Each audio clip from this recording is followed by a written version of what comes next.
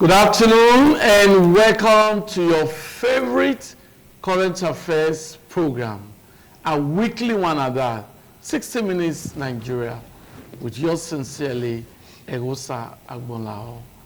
I must tell you that today's program makes me very emotional, and I know you want to know why. On today's program, we're looking at insecurity and development.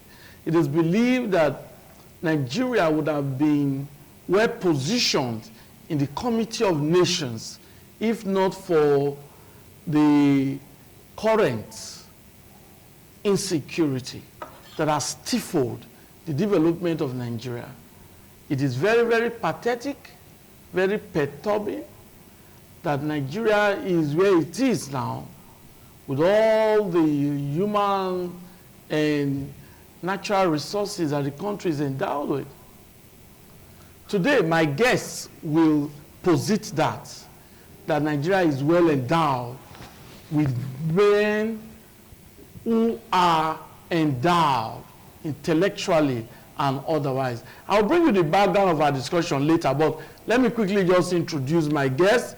I have with us His Royal Highness Alhaji Bako Dogo.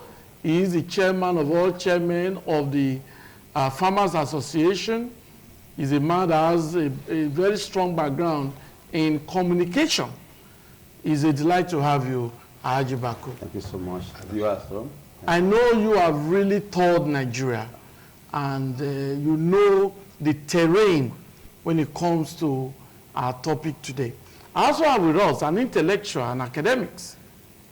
He is a statistician, Dr. Marshall Osaige. Nice to have you with us today. Thank you. We are so happy to have you today because you've not been around for a very long time. Yeah. And I know that the fans out there will be happy to Thank you. See Dr. Osaige on set today. Okay, let me give you the background. The background to today's topic. Like I said, we are looking at insecurity and development.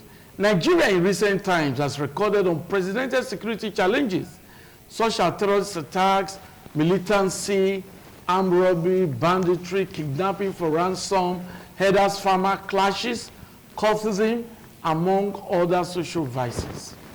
But it was a delight in Edo State when CP Monday Agbonika assumed duty as the 50th Commissioner of Police in Edo State just a few days ago. And the new police commissioner had a meeting where he expressed his readiness to combat crime in the state. Don't forget that a lot has happened in Edo State, the killing in Uromi and all of that. Introducing himself to members of the press and senior police officers in the state who were there to meet with him, CP Monday Agbonika said, the task of fighting crime is the responsibility of all citizens.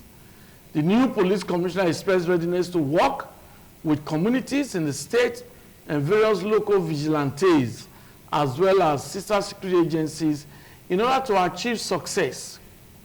It will be recalled that within the space of 6 months, the police service commissioner has changed police commissioners 3 times in Edo State. On the 30th of October 2024, CP Umoru Peter Ozigi was posted to the state. Less than 4 months after, he was transferred and replaced by CP Betty Enekme Isokpa Otimei, who barely spent 3 months before she was replaced. It is however hope that CP Monday Agbonika will make Edo State safe for its citizens. I will put it aptly, will make it possible for residents of Edo State to sleep with their 2 eyes closed. We'll start with His Royal Highness Alhaji Bako Dogo. Now, looking at the situation in Nigeria, particularly in Edo State, insecurity is a menace. Insecurity is bedeviling the development of states in the country. What's your reaction to this? Well, you remember in this station, end of last year, we made mention and we talked about insecurity in Edo State. And I prefer solution. Yes. You see, the IG is changing police every now and then. Police commissioner every now and then. Why don't they change also the so-called head in the station who are busy staying in the AC? Air conditioners have now become their watchword. Why are they not changing them? Why are they not bringing new police into the state? Where is the head? I once tell you, when a police stay more than 2 years in the station, you become an armed robber. It's not joke. You become a thief. Because those thieves around the area, around the vicinity, they know them all. They become friends with them. Because those ones are coming for pre-bargaining all the time with them. So if they are changing the commissioner who is just coming, who is a novice or is a new person, let them also change the heads of the police apparatus. Like you see, who see that, OC. Change the OC and also bring in fresh people. You will see they will be able to combat crime very well. You now see not only the police, even the DSS, the SS or the DSS we call them, their permanent duty before now was to gather information before it happened. What do we do so that this will not happen? But the DSS we have today they are running after governors, running after this thing. They want to become aides to the governor. Why are they not going into the terrain and find out what do we do? Before now, you remember when we were growing up, you said, oh, please everybody should be careful. Be careful because we now have CID. We now have because we don't know what they call DSS then. We group them as CID. We now have CID in the village. Be careful. Then we become a farmer. Be doing farm all in the name of gathering information. So you will even know that they are police officers? You don't even know that they are police. They don't know that they are even DSS. That was the primary aim of establishing that organization. But today, right now, what do we have? The ones that are looking for governor to follow. The ones that are looking for speaker. The ones that are looking for big men to follow. That is one of the major problems. Gathering of information, preventing information, not allow it to happen. It's not when it now happen. You see, we start going to fire brigade approach. When it happens now, you see police will carry no less than 20 healers and arrive that place. Start covering area. No! You could have been able to prevent it before it happened. And what the police are busy doing now is busy chasing Yahoo boys in Edo State. Instead of fighting crime, we are no longer fighting crime. Rather, we are looking for people who put on their dreadlock. We are looking for people who put on tattoo. Where your primary aim, you don't go to the station. You go to the station, and the station is like a market. People trooping in, people trooping out. Whereby the police are supposed to be outside. Most police may not put on uniform. Why don't you use the opportunity to use that one to be preventing, to be fighting crime outside? Rather for you to stay in the station. Station will now become a market where you sell tomatoes, bargaining and pre-bargaining. I think if this new commissioner want to work, you should also make a lot of transfers. Inject new blood, inject new faces, whether they are from Edo State, from anywhere, bring them in, change them. Because it's only Edo State, any police that is transferred, before you know, the work is transferred back. Go and find that. Any police that is transferred from Edo State, before you know, the work is transferred back. It's common. Go to all the stations. I have somebody in Ekpoma who has spent 30 years in the station. Anytime he leaves Ekpoma, that moment, with not up to 3 months, he will come back again. So how do you expect that kind of person to fight crime? Because he knows what is benefiting from that station. That's why you don't want to go. So, and I also want the governor. The governor should do something immediately. Because the issue of fighting crime, it was not left for the police alone. Even we as a citizen, even the public, if you travel around the country, you find out that the people fight crime more than the police. But here we are also aiding and abetting with the people. When you see somebody that is bad, you don't want to report it. But even when you report, the police will turn that person, tell the person, this is the person that will report against you. Or the DSS, who's supposed to be in the interior, they don't do that. Look at the issue of pipeline today right now. They say some people they are managing the issue of pipeline. Now, people are still analyzing why. I think the governor should call everybody. The community matters a lot because you in the community will fight crime more than even the police. How do you fight crime? If the governor is giving incentive to the community, like the local vigilante will do much about fighting crime. When you call, when anybody that is a job will tell a job, I want you to use your voice, come in your bush, because crime is not fight in the town. When you see police Louis checkpoint inside Benin City, in the interim, go tell them, I want to be giving people this. I don't want to hear anything concerning crime in that bush. You see, people are ready, and you give them appointment letter. If you give anybody appointment letter in the village, this village have appointed you people to fight crime for yourself. You see, there will be no single issue concerning crime in that community. But when you leave it to say, okay, there is a police in that area, and the police in that area don't even know where bush is. Rather, they are busy fighting crime in the station. Anybody come to arrest is what they will follow. The primary objective of that policing is called policing. Policing is to police everywhere. But you don't see anybody policing. Rather, you are the one policing yourself. If you go to if you are coming in the night now, you will see them in the roadblock, whereby police are supposed to be playing draft. If you go to advanced control, police are 13 drivers. They are 13 drivers. They are doing this kind of thing. All in the name to fight crime, to gather information. But today, what we have in Nigeria are not fighting crime, are rather gathering money. Thank you very much. We'll come back to you. Dr. Maxwell, this was an intervention of Edo State Governor, yes, Senator Modu Kwewolo, when he purchased Hilos vans to assist the different security agencies, not only police, the army, the DSS, the different security agencies. This is a good move, but some persons also have their own opinion about it. But looking at the topic that we are really discussing, insecurity, what's your take? Thank you, Mr. Musa. Viewers, thank you. It's been a while. I'm sorry. I've missed a couple of appointments like this and everything. It wasn't intentional. Well, you know why Musa always refer to me as a statistician, even though that is not my field. I record 2 courses, computer science and electrical electronics engineering. Those are my 2 core areas. But however, life is all about understanding the nitty-gritty of what the thing entails, and then provide a solution that will best stand the test of time. Not necessarily that the solution will become forever, but over time, what you do is that you revisit your security architecture in ensuring that as crime evolves, you are also involving your mechanism. As a computer scientist, there is one area that is my core area, my professional side, and that is security. In terms of securing the workspace, securing the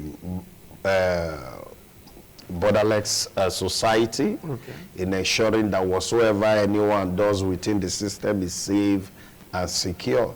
So, but what are we trying to emphasize here this afternoon is that when you look at what is happening in this country, I'm happy with the fact that the governor bought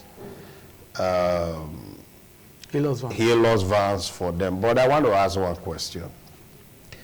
Has there been any governor that has failed in buying vans, buses, taxis for the security agent or agencies? I don't think so, to the best of my knowledge. But however, the question I keep asking, what happened to those previous vans? What happened? After 3 years now, you will know nothing about what has been purchased. And the same old story. I was opportune, I'm a clergyman also. I was opportune to be given the opportunity by my father in the Lord on Sunday to share a word with the congregation. And the key point of that message was identity. I think what is happening in this country right now is that we have lost identity. And because we have lost identity, everybody is pursuing a shadow. And that shadow we will never get till tomorrow. But however, I think we need to come back to the drawing board and say, where did we mix it? Because whether we discuss it from now till tomorrow, a society, families are what makes up a society. Then when you look at society, he bet a better nation. Now, what we see today, we have a devastating society. And this has been, it has been. So, what are we saying? The end product of it is this. Government who are supposed to sit down, this thing is only bad. Putting heads in a place, good heads, to think is not only by repeating the same thing and expecting that the security will get better. Let me quote the Plateau State and Benue State matter. Plateau State matter is not today. The governor that is there right now, Caleb, is not, he was one time a local government chairman. I think in Mangulu local government, which is even one of the states that is being ravaged by these people. There has been this headers clash between farmers, farmer clash and everything. How do you expect to get a better result when we keep having the same old story repeating itself? And that thing has been, if you go and ask that the governor, Mr. Caleb is not a small boy. He was given battle, I think 1962, thereabout. He's not a small boy. So he understood the history of that zone down to this time. But we have government who tactically, for reason best known to them in winning election, neglect the simple thing of their mandate. And what is their mandate? Their mandate is to what? To what? To protect life and property. That is the first reason why we vote. Yeah, the first reason why we vote is that please help us secure our life so that we don't become a banana republic. We don't become any republic. One will just come and jump on you. The other one comes and jump on you. We are bigger than that. In all this, the issue here is this. Nigeria has left the part of playing politics with land. They are not playing politics with human. So if Buhari, he was there, this thing happened just 3 years or 4 years ago. When Goodluck Jonathan was there, this thing happened. So this reoccurring decimal, are you saying that there is nobody? Okay, what are the bold steps that the presidency are saying that they are taking? You are taking bold steps on financial matter. You are not taking bold steps on securing the lives of the people. If you can take bold steps to say you don't want subsidy, what stop you of saying you don't want open grazing? Go and find out the debate in the National Assembly as of today. Saruki Dixon, the former governor of Bayelsa State, has made an open declaration that it's high time we stop open grazing. We cannot continue to close our eyes to one business that is killing life in replacement of cow. What kind of country are we? So this is not only about changing X, Y, Z. If you change just like that race, you change the man in DPO, in Ugbowo DPO, in Ugbeko DPO, in Sapele Road. The same people who decide the game, who are the policy makers, are not in tune of the power they give to you for you to exercise it in fullness. What will the DPO do? Is he a magician? What will he do? Because the people controlling the power, who makes the policy, who are the policy maker, are the ones also paying you the money. I think we need to wake up and stop this madness of our democracy. This democracy right now, I think, is leading us to nowhere but killing lives. I think we need to sit down as Nigeria. A referendum has to be if really we want to succeed as a nation. Thank you very much, Dr. Maxwell. I did inform you that today's program makes me very emotional. You can see that my guests are also very emotional because lives are involved. People are dying in Nigeria. Before now, we talked about the need to stop the Japa syndrome. But people are dying. So if you find out some Nigerians who travel out, who seek asylum in foreign countries, some of the reasons they state is insecurity. If you hear their stories, you'll be amazed that this is the country where you are. His Royal Highness, yeah. I know you've made some very, very important points. But these herders, farmers clash, because that is really your core area. It's a big problem. They said there used to be a grazing route years ago, and now development, buildings, and all of that have taken over all those grazing routes. And now herders will take their cattle for grazing, and some allegedly will eat up the crops of the farmers. And this leads to fights, clashes. So that's another insecurity in one other aspect. How can we tackle that? Because the other area we need to talk about. Yeah. Yeah. Let me dwell on that. Okay. Let me even tell you. I am the chairman of farmers. Yes. I have the antidote to solve that problem in Edo State. Just because some people do not want us to do it. I've asked the governor, I have worked for this government. I want this government to tell me, go ahead, that antidote you have, go ahead, come and implement it. If I go into this matter, do you know that you will not have any problem with herders or cattle herders with farmers? How can it be so? It's possible. Because number one, I must tell you, in this station, we have three kind of cattle rearers. We have cattle rearers who deal on male and female. They graze within that area. And we have cattle seller who sell their cattle, sometimes male and female. And we have cattle migrants who most of them are criminals. That cattle migrants, they also steal cattle. The cattle traders also suffer duly. Rustlers. They're rustlers. They also steal. What they do, they steal cattle from Okene, they steal from Abuja. They don't go by the road, they go through the bush. And in that cattle, there is AK-47, there is whatever gun you think, tied to the cattle. Whatever they get to, if it's night, they come out to rob. And when they get to the river, the other people stay on top of the cattle, they use them to cross because cattle is a very good swimmer. So you understand me so? So if the governor gives us that opportunity, we will solve that problem. You will not get again. Because now, today, right now, we don't even know the numbers of cattle we have in Edo State. And let me also shock you. There's a law that was enacted on open grazing. Edo State have that law. Banning open grazing. Banning open grazing. And the law was not implemented. Why? But when the governor came newly, I met with the chief of staff who were thinking about towing the line that the governor wants to set up a kind of ranch where there is this grass from Brazil, we bring it, he will also tell farmer to farm it, and we will also be selling to the cattle rearers.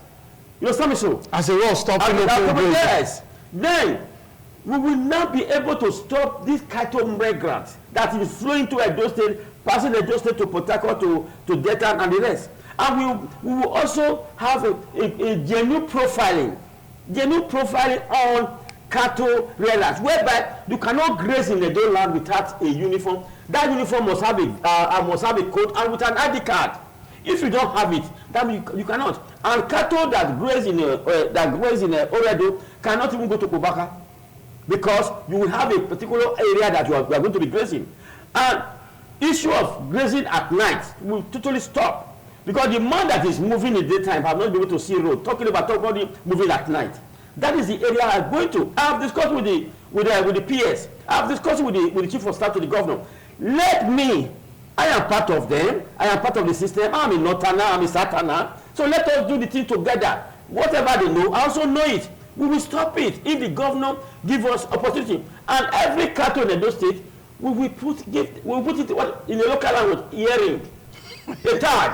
Okay. To identify the cow. The cow. Because you cannot be putting cow. If people are nursing cow as the way you nurse human being, why don't you also have a special preference on that cow?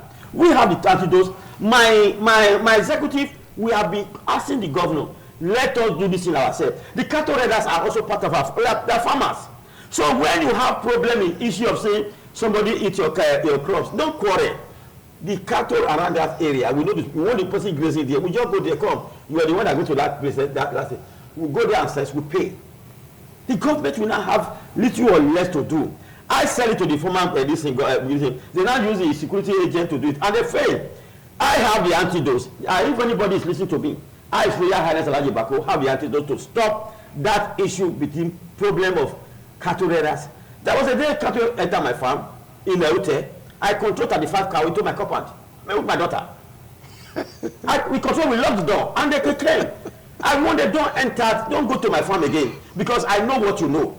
So if we have that opportunity and they are giving us, the issue is that those who are ready to work are not given the opportunity to work. Thank you very much, Alhaji Bako. We'll come back to you, but that will be after this break. Nice to have you back on the program, 60 Minutes Nigeria. We thank you for spending your 60 minutes with us, or spending part of your 60 minutes with us on the program. My name is Ego Sagbonlao. I have Dr. Maxwell Osage with us, and of course, the chairman of All Farmers Association, His Royal Highness Alhaji Bako Dogo. Thank you very much for being part of us on the program today. But the problem of insecurity can be tackled collectively. That is what the new CP of Edo State has said. That is not just about the police, it's not just about the army or the security agencies, but the citizens must play a very, very vital role in tackling insecurity. The Nigerian army is overstretched. When you have internal security challenges, you call in the army. It's wrong. The police is supposed to take charge of internal security, while the army, the Nigerian army, is to take charge of external threats. But internal security, there's a riot, you call in the army. Some politicians are being escorted or guarded by soldiers. Policemen are doing their own, guiding some politicians, guiding some eminent or prominent Nigerians. Well, I will just go straight to that now. That question will go to Dr. Maxwell. Do you think we have adequate personnel in the police, in the army? Do you think we have adequate personnel to actually tackle the security threats in this country? At all. That question, as of today, no government agency has the required number to survive in that particular job that they are doing.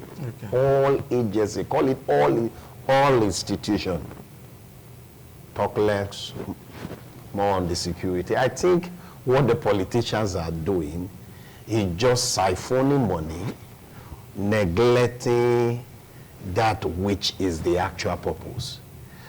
There is no institution. There is no institution. So I'm a staff of Benson in Dausa University. I was the immediate head of Department of Computer Science. I handed over just in February, because I'm currently in Uniben for a sabbatical, a one-year sabbatical leave. Okay. I'm with them right here. Now, the point I'm trying to make is this. Every institution lacks manpower in ensuring that the actual work is done. But I expect that the government should take security as one of the major issues. I had a talk with some, I was opportune to go, it's part of what I do. There was this training, I was one of the facilitators. Okay. On NNPC Worry. Okay.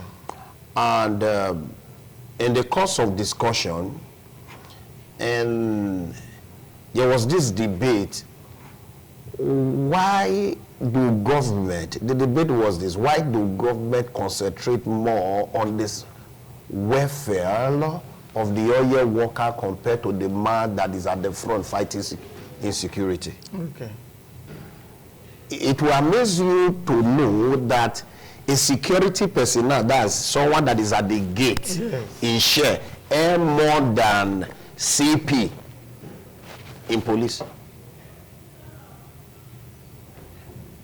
If you want to actually, let's remove all those things that come from left or right and everything. So what you are saying with the few numbers on ground is survival of the fittest. We don't have the number. And when the president was coming on board, we were told that, populate the... And everything. Target was about 10,000. Yes, you don't have the gadget to fight the security. You don't even have the number. If you say, okay, fine, you have 5 person in where 50 person wants to work, and you now have the technological tools that can do the work of that many persons. So mitigate mitigate the gap to do the work of those persons. Then you say, okay, you're on the right track. Nothing.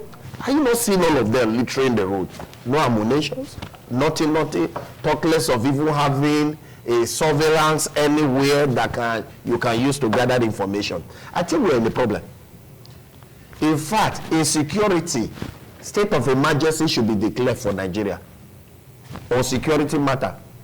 On this security matter, president will be suspended, National Assembly will be suspended. On security, because we're in a problem, a serious problem. And someone is talking about House of Rep, House of Assembly, and the governor exchanging words, you declare state of emergency, but on a daily basis, we are seeing killing in Nigeria. Where is the state of emergency? I think it's that time we need to start speaking to ourselves and the true value of what they represent. All these politics should stop. Employ people. If any governor or any president tells you that there is no money, tell that president that he or she is lying. If any governor tells you that there is no money, tell that same person he or she is lying, because what we see on a daily basis, if you look at the amount that goes out on election day, is enough to employ 2 million Nigerians. And the same people will tell you no money. Now, okay, let's call the spade a spade. Let's calm down. When this man took over, the president took over, he said no fuel subsidy. The first 1 month, he told us that I've saved 4 trillion. If you remember, I'm quoting in verbatim, that I've saved 4 trillion. So we expected that, in the next 6 months, every federal road will just be, and everything. Then you see money coming to state road. Have you witnessed anything since that time? Those money for subsidy, where is it going to? Now, as we speak, when you buy data, you don't even know if you use it 2-3 times, it's gone. And the same government is sitting and telling us what we want to hear. And they're telling us story. I think Nigeria should wake up and understand that nothing will change. There is nothing you hear from politicians. Don't believe. Do not believe any politician. All they are doing is just playing with you. He told you, I will employ 10,000. Where is the 10,000? Okay, I was just coming to that, and I'm going to ask Ajibako for that. The Nigerian Army made it as a public statement that even in Edo, they are surprised that the quota for enlistment for Edo State into the army is not being filled. Able-bodied youths, most of them are not showing up, they are not interested. So the federal government is willing to recruit, but the youths are not interested. How do we get the personnel to fill in the gap and actually help the country tackle insecurity? Thank you very much. That's another good one. How would you expect people to be interested about something where they don't have benefit of? That's just it. I have a sister who just retired as, I think, Assistant Controller General. None of his children is enlisted. Input in his service. He refused. She refused to do that. I said, sister, why do you refuse to do that? She said, because she don't want to go through, want the children to go through what she has been going through. I said, even as a controller of prison in Benin, and you now later promoted as a black controller general. He said, no, it's not want it. You see, the issue is, we are not sincere. All of us are not, including me, are not sincere in Nigeria. If we were sincere, how do you tell me those who are fighting crime, those who are supposed to be guiding us, do you know that your guide at home is even more important than you? Because if your guy want to kill you, it takes him 3 minutes to kill you. Yeah. But in Nigeria today, if you want to recruit, even when people come out and write exam, they will give them, because they already have the quotas of people they have sold that. That's just it. They have sold it to people. That's an allegation. It's not an allegation. I will prove it. Yes, I'm a testament of this, because I know someone who has been. If the police today want to do recruitment, there are people who have already paid for. Those are the people that they will give to. So people will not be wasting their time going for recruitment whereby they know their name will not come out. Let us be frank to ourselves. In prison, in immigration, they said the slot. Even there is no employment, they say slot. They say slot. If you don't have somebody on top, don't expect that you will get any position or any recruitment from them. Once again, we cannot validate. Once again, I'm telling you that if you have it, I will prove it.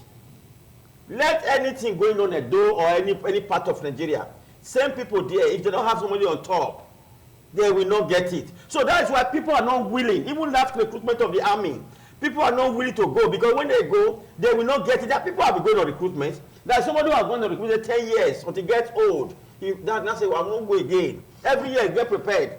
He reads. Was he really able-bodied? It's more than able. What do you think about able? The height, he have it.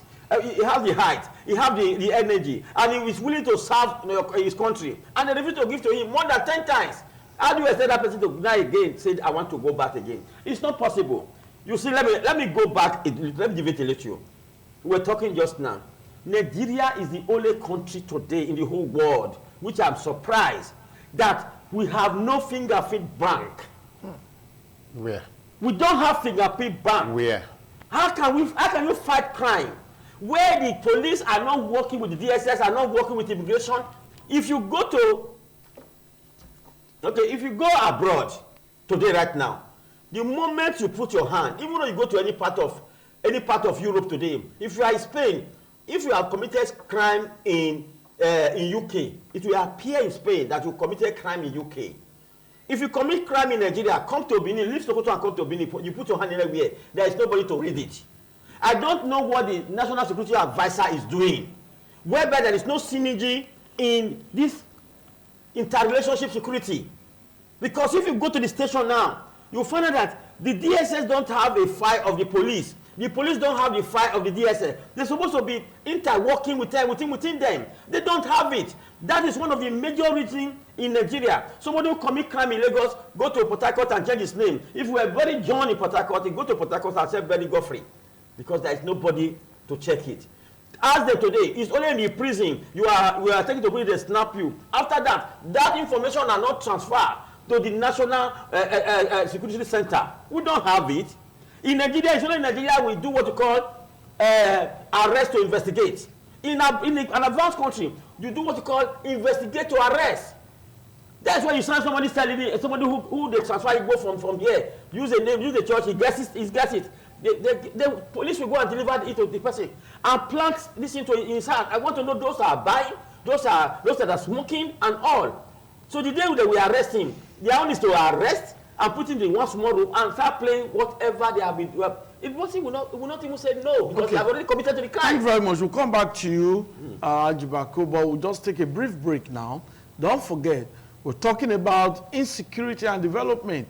It is believed that insecurity has retarded the development of Nigeria. Nigeria would have been a better nation.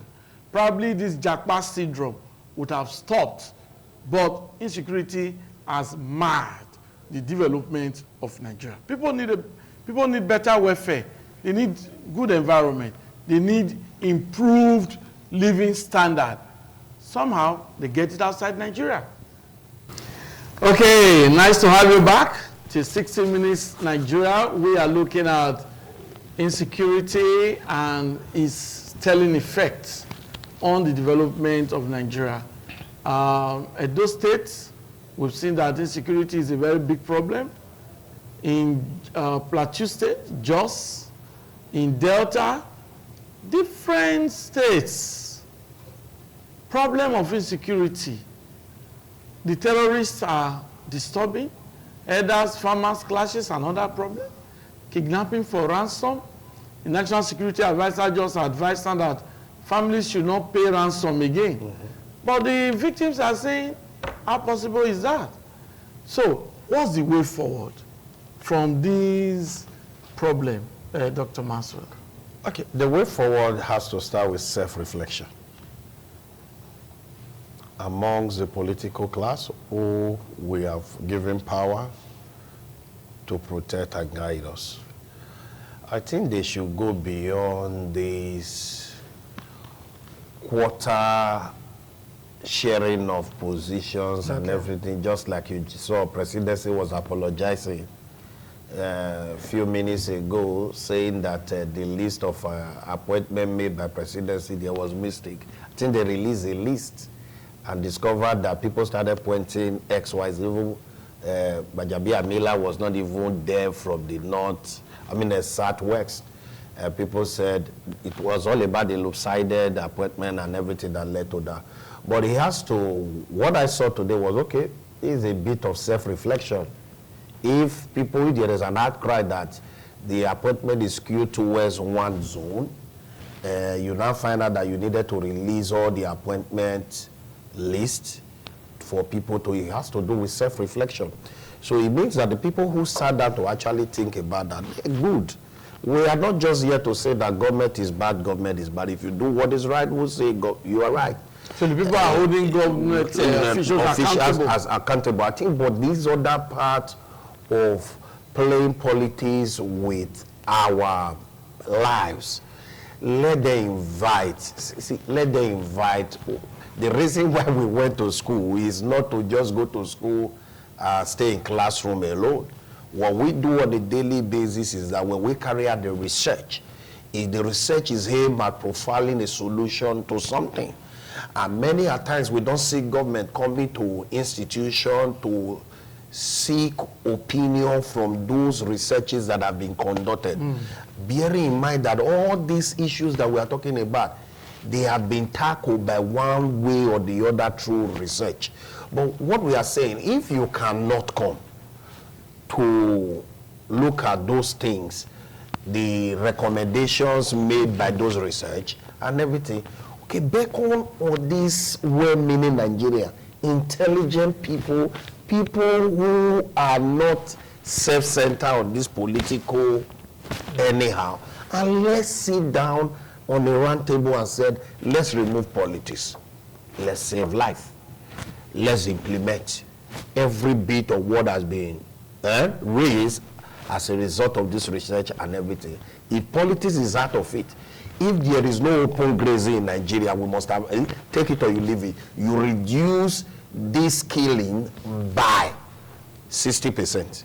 Truth be said, if farmer and herders matter is out of it, we have reduced crime by 60%. Because the current thing that is ravaging this country right now is on no government who claim to be cow rearers and just killing people. If you enter my farm, which is my livelihood, you destroy everything, put your cow in there. And bear in mind, the reason why these people are doing it is that most of all our fathers, what I mean by our fathers, our royal fathers, are the owner of this cow. Yes. I stand to be corrected. Yes. I've asked information, I've find out details. The who is who in this state are the owner of the cow, not even from the north. The few you saw, they are from the north, but the majority, 80% of the cow that are reared in Edo State is owned by a royal father. One of them is here. Yes. I want to believe he also has. let's call the spade a spade. So this idea of closing eyes to it as a result of what we want to gain is what has led us to this. So if our father can say all the royal fathers that has cow and everything, let's go to a drawing board. What I mean by our father, the Oba of Benin, he's his land. We are all subject to him. We respect his opinion. We respect everything about him. But I think he shouldn't just close down on this matter. He should call these people and see how we can profile an ending solution to this whole thing. Thank you very much. Alaji Bako, the way forward, because insecurity must stop. There are so many fronts Elders farmer is just one aspect. Kidnapping for ransom, another aspect.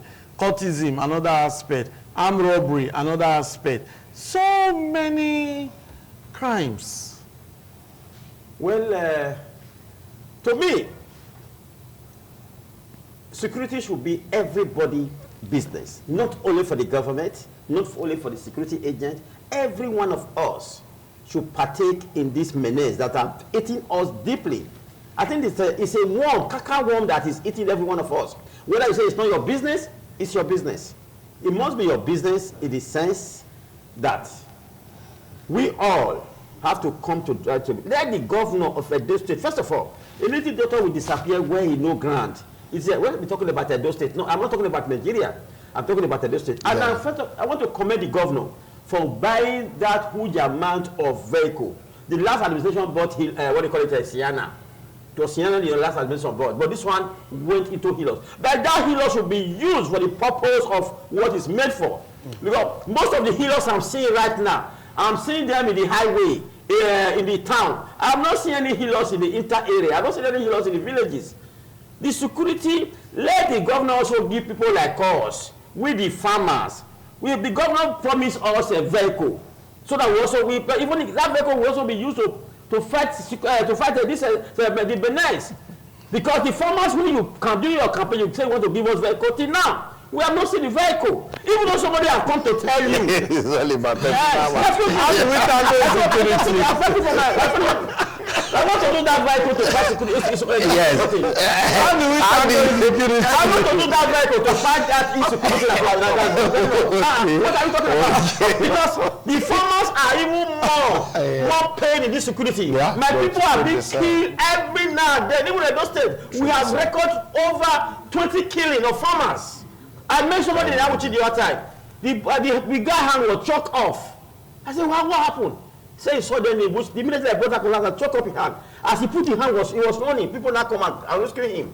So if that kind of person, farmers are the most affected because they don't come to the town to kill people. It is in the bush where you meet my people. My people, the farmers are dying. The rural areas. That's why I am appealing. Let the governor declare the issue of insecurity, as my bosom friend said just now. Let us call people from the villages. Let's give opportunities to the people in the village to tackle this menace. Don't be looking at police alone. Don't be voting money for police alone. Don't be giving this vehicle to DSS and the like. Also give vehicle to the villagers. My farmers are in the village. They need vehicle to also fight it. If you give us vehicle and say you don't want, give us a task. That this vehicle I'm giving you, I do not want anything like issue concerning to hear anything concerning kidnapping in your area. You see, we will brace up to expectation. Because, and again, let the governor have a central body that will be fighting this security, where information will pass, information that will not be leaked. Thank you very much. That's a good one. Well, That's a good one. We'll wrap it up with the comments of RG Bako. He has said a lot. Yeah. Dr. Mazur has also made his position known. Insecurity, they've asked for a state of emergency to be declared on insecurity. Yes. A lot needs to be done. We hope that the authorities will heed the call of the people and intervene. That's the program. Thanks for being a part. Bye-bye.